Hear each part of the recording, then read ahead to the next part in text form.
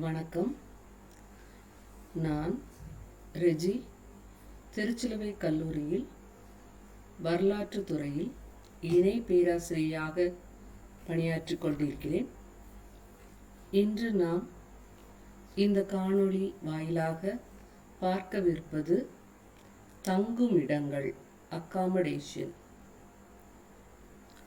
பொதுவாக தங்குமிடங்கள் 2 வகையாக பிரிக்கப்பட்டுள்ளன. ஒன்று ஹோட்டல், அதாவது பாரம்பரியமான எல்லோரும் அறிந்த தங்குமிடங்கள், அல்லது சப்ளிமெண்டரி அக்காமடேஷன், அதாவது துணை தங்குமிடங்கள். இந்த பாரம்பரியமான தங்குமிடங்கள், அதாவது ஹோட்டல், பல வகையாக பிரிக்கப்பட்டுள்ளது.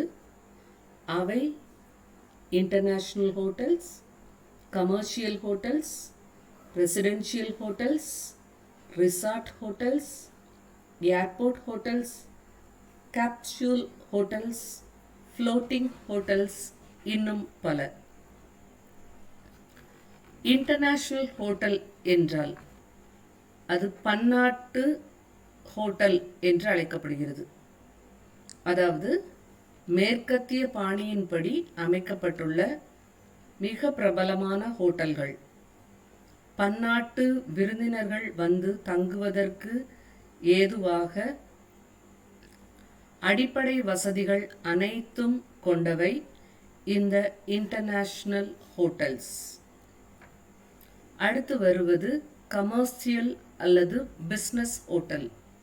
வாணிபத்திற்காக வந்து தங்குவதற்காக அல்லது வாணிப நோக்கோடு அதற்கு ஏற்ற அடிப்படை வசதிகளை கொண்டு அமைந்திருப்பது இந்த கமர்ஷியல் அல்லது பிஸ்னஸ் ஹோட்டல்ஸ். Residential hotels. இந்த ரெசிடென்ஷியல் ஹோட்டல்ஸ் என்பது நாம் தற்காலத்தில் காணும் அப்பார்ட்மெண்ட், பல அடுக்கு குடியிருப்பு போன்றது.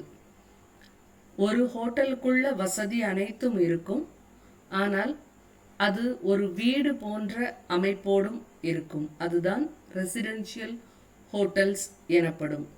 பொதுவாக இத்தகைய ஹோட்டல்களில் அறை வாடகை என்பது மாத கட்டணமாகவோ, அரை வருட கட்டணமாகவோ அல்லது வருட கட்டணமாகவோ வசூலிக்கப்படும். மேலும் இத்தகைய ஹோட்டல்கள் பொதுவாக அமெரிக்க ஐக்கிய நாடுகளில் காணப்படுகின்றன. அடுத்ததாக நாம் காண்பது ரிசார்ட் ஹோட்டல்ஸ். இது பொதுவாக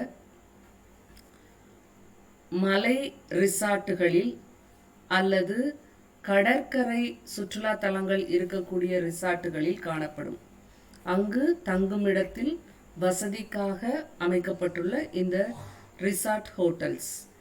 இதில் ஹோட்டலுக்குள்ள அனைத்து வசதிகளுடன் பொழுதுபோக்கு அம்சங்களும் விளையாட்டு அம்சங்களும் நிறைந்து காணப்படும். ஃப்ளோட்டிங் ஹோட்டல்ஸ், அதாவது மிதக்கும் விடுதிகள்.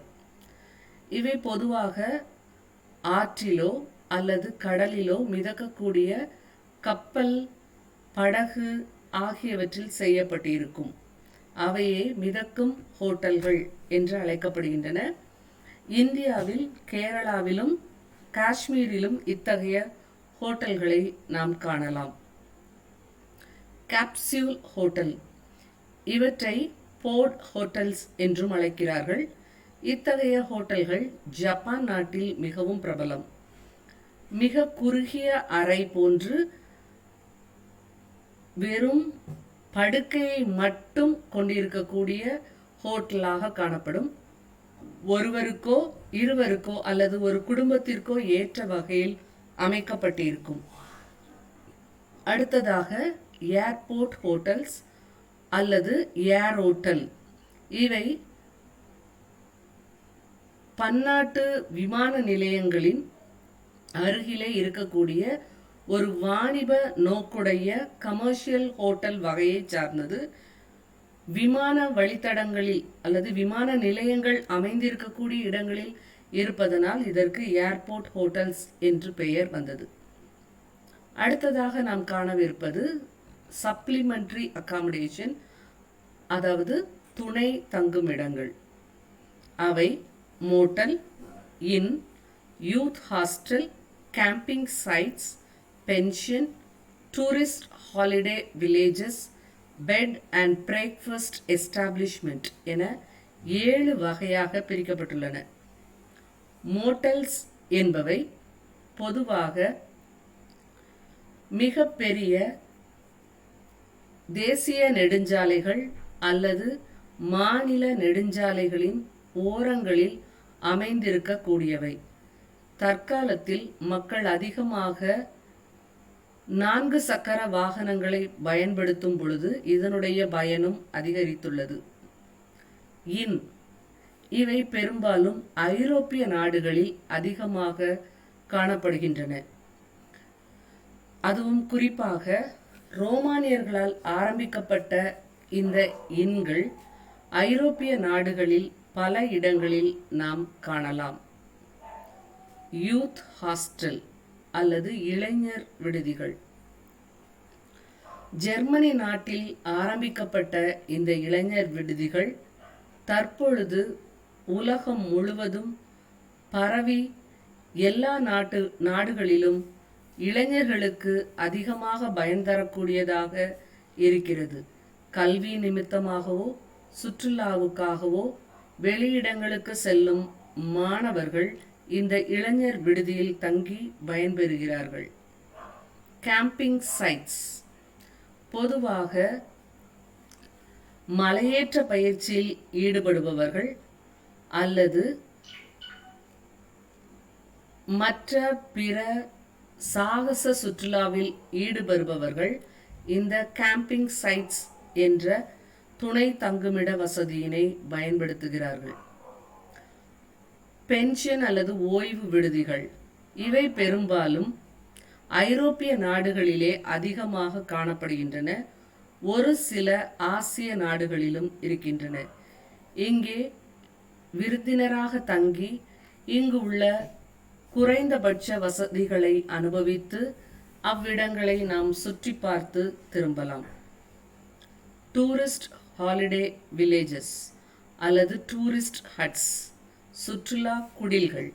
இவை பெரும்பாலும் ஆன்மீக சுற்றுலா தலங்களில் அதிகமாக காணப்படுகின்றன. ஒரு சில பன்னாட்டு விடுதிகளில், இன்டர்நேஷனல் ஹோட்டல்ஸிலும் இத்தகைய சுற்றுலா குடில்கள் காணப்பட்டு பயணியரை அதிகம் கவர்கின்றன. இறுதியாக நாம் காண்பது பெட் அண்ட் பிரேக்ஃபாஸ்ட் எஸ்டாப்ளிஷ்மெண்ட். இத்தகைய துணை தங்குமிடங்களில் இரவு படுக்கையும் காலை உள்ள உணவு மட்டும் வழங்கப்படும். மற்ற நேர உணவுகளை நாம் வெளியிடங்களில் பார்த்து கொள்ளலாம். இவையே தங்குமிடங்கள் பற்றிய இந்த காணொளியாகும்.